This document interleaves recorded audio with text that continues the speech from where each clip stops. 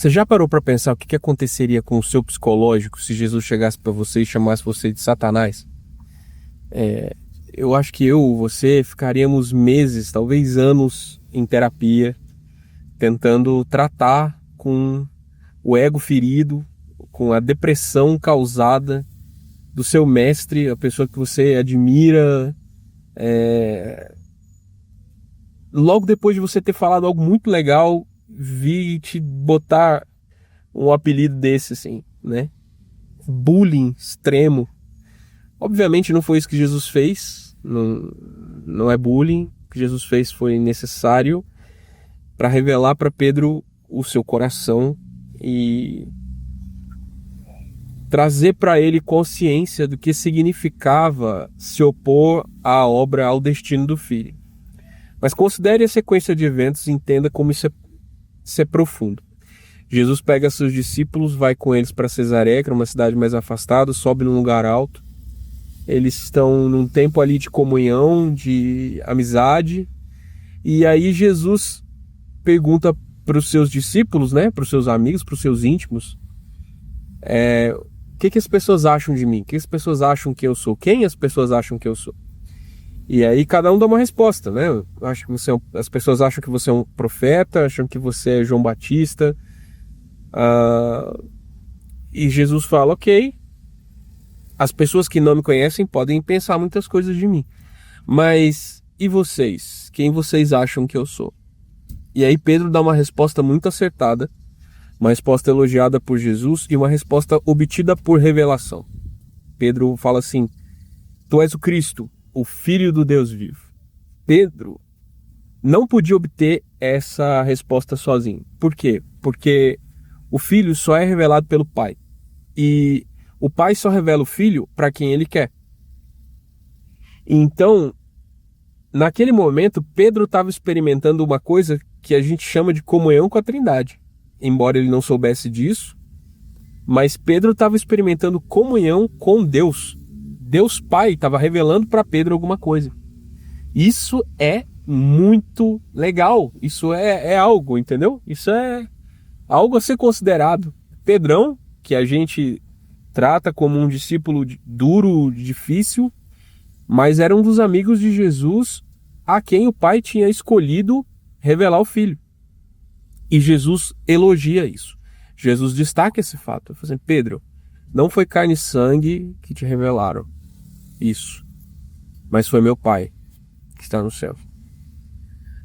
Esse foi um grande momento na vida de Pedro, né? Um ponto alto na vida dele. Pedro teve vários.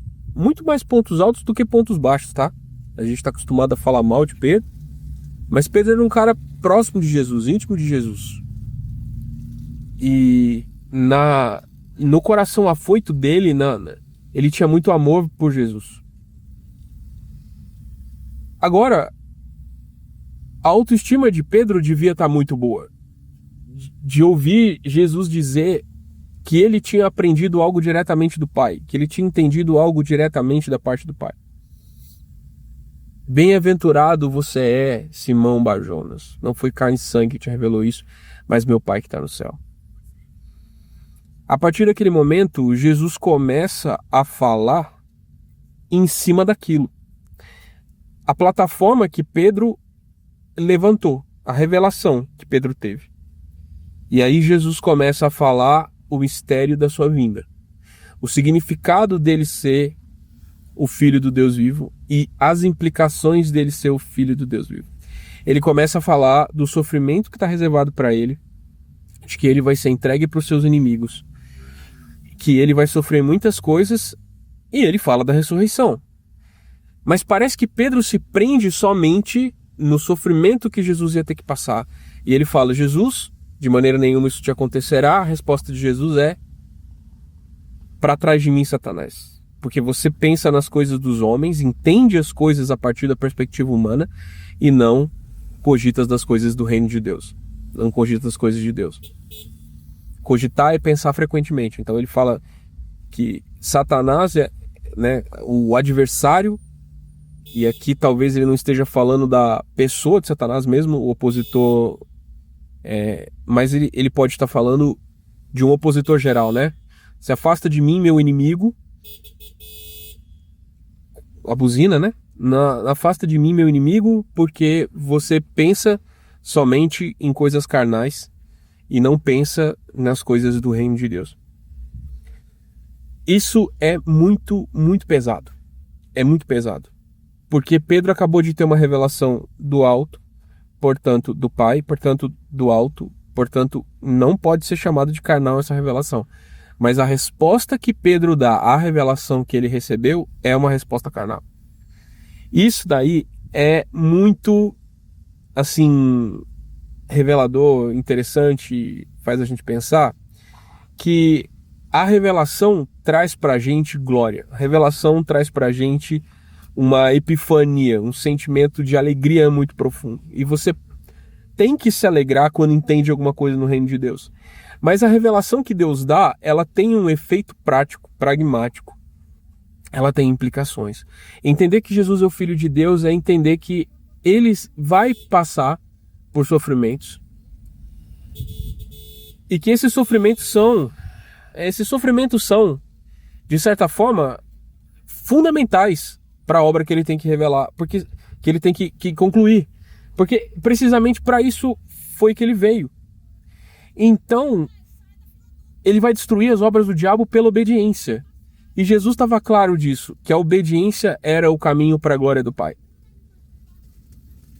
Dizer para Pedro que sobre aquela pedra ele edificaria a igreja, e depois as outras revelações que Jesus faz para Pedro sobre quem ele era e como que o Pai ia usá-lo, dizer que o Filho ia ressuscitar, revelar depois que o Filho ia ascender e voltar como...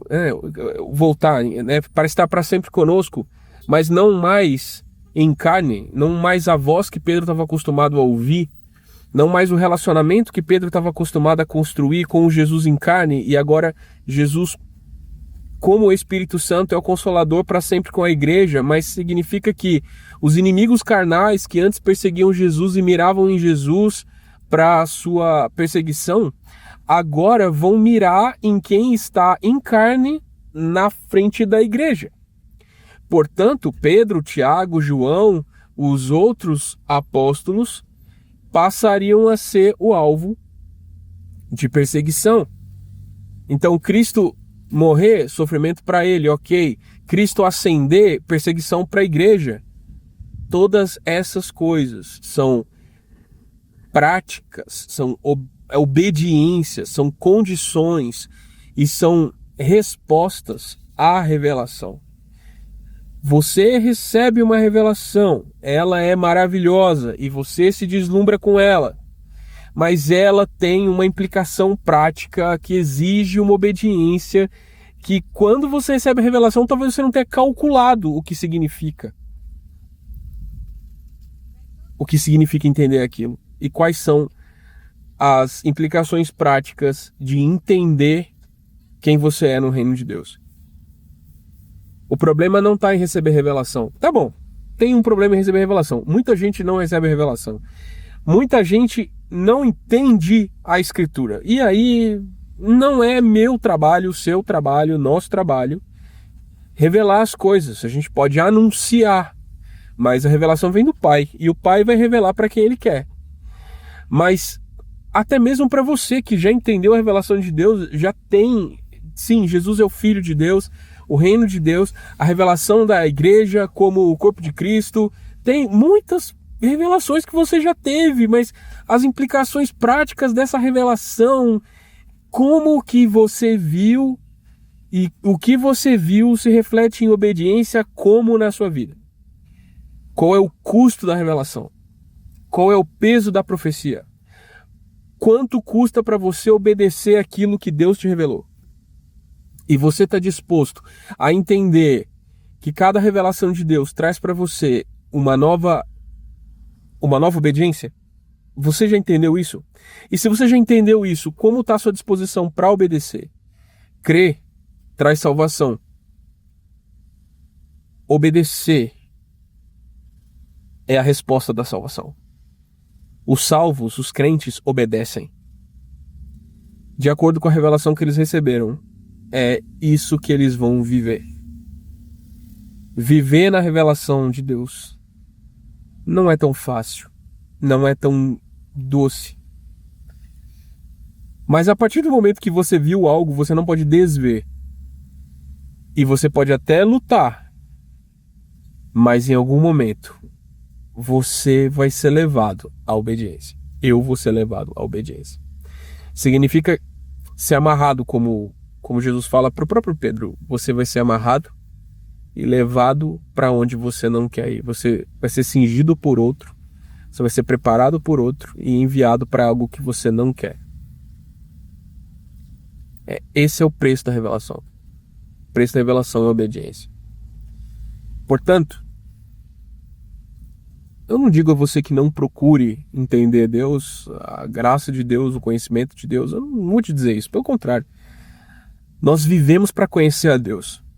E nós nos alegramos no conhecimento do Filho de Deus. Nele, o Pai vai convergir todas as coisas na consumação do tempo. Mas entenda que compreender o reino de Deus traz consigo uma obediência, traz consigo uma resposta. A única resposta possível a entender a glória de Deus no Filho é obedecê-lo. Obedecê-lo.